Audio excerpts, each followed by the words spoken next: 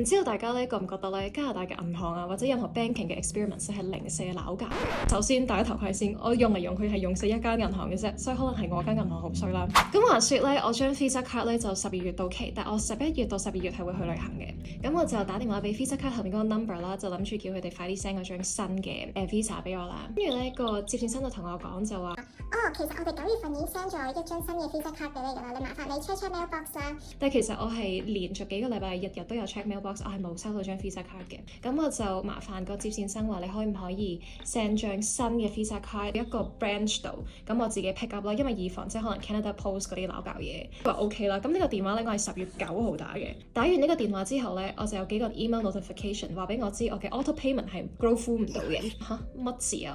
我現有嗰張 Visa 12月先到期喎，乜嘢叫做 go through 唔到啦？我打電話去個銀行度問啦，即係另外一個接線生先同我講話，因為你個電話咧，所以我哋 deactivate 咗你張卡。跟住我同佢講話唔係喎，我唔係要 deactivate 我現有張 Visa 喎，我係要你哋俾一張新嘅我，因為我呢張就嚟過期，但係12月過期啊，唔係而家10月喎。跟住嗰個接線生就話：我唔好意思啊，因為對上嗰個幫你處理你個訴求嘅嗰個接線生係 deactivate 咗你張卡嘅，所以我只可以為你寫一封投訴信，我做唔到其他嘢。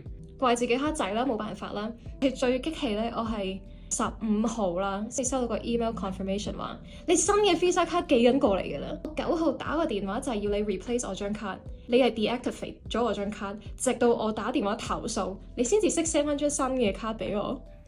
即係同埋咧10月9號嗰一日咧，我都去銀行親自問過，我想搶少少外幣嘅。跟住咧個櫃台嗰個小哥同我講話，應該5到10個工作天咧就會到㗎啦。OK， 5到10個工作天。10月21號嗰一日咧，我終於收到個 text message 就話我張 Visa 卡可以 pick up 啦，咁我就去咗我去開嗰個分行啦。咁我 pick up 咗我張 Visa 卡咧，我就問究竟我啲外幣到咗未？呢個櫃台咧就好疑惑咁望住我，佢話冇喎，我哋手頭上冇任何外幣喎，你係咪早排 order 過啊？你可能再等多5到10日啦。5到10日，但我11月頭我就飛咯喎，而家10月尾咯喎，好似有啲問喎。冇事嘅，你翻去再等消息啦。當我仲有啲擔心嘅時候啦，10月22號嗰一日，我放咗工瞓緊覺咧，無啦啦有個電話打嚟，我扎醒咗啦。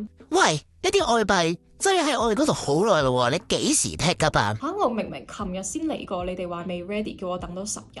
而家你同我講話擠咗好耐 ，Oh my god！即係明明係同一間分行嚟嘅喎，呢間分行又唔係大，咁我真係好疑惑啦。Anyways，又去多次個分行 pick up 翻我啲外幣啦。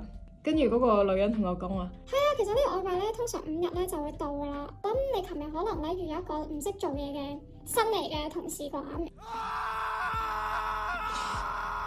同埋再諗翻起我17歲過到嚟加拿大嗰年啦，咁我要申請張 debit，嗰陣時我對自己嘅英語水平唔係話太自信啦，咁係一個印度籍嘅女人幫我搞呢個手續嘅，但係咧我真係唔係太聽得明佢嘅英文啊。Sorry, I can't really catch what you're saying. Do you mind repeating that again? 我竟然係俾佢鬧啊 ！You are Canadian, right? Why you don't understand English? 跟住佢係嬲到咧，即係佢明明呢個電腦啦，呢個我啦，跟住佢係得住我咁樣，跟住係唔睬我。我係要等第2日，我克服咗呢個心理關口，喺第2個員工上面申請到嘅。諗翻咧，我係應該要投訴嘅。But anyways，唔知大家有冇類似嘅經歷啦？有嘅咧，comment 俾我啦。係咁多，拜拜。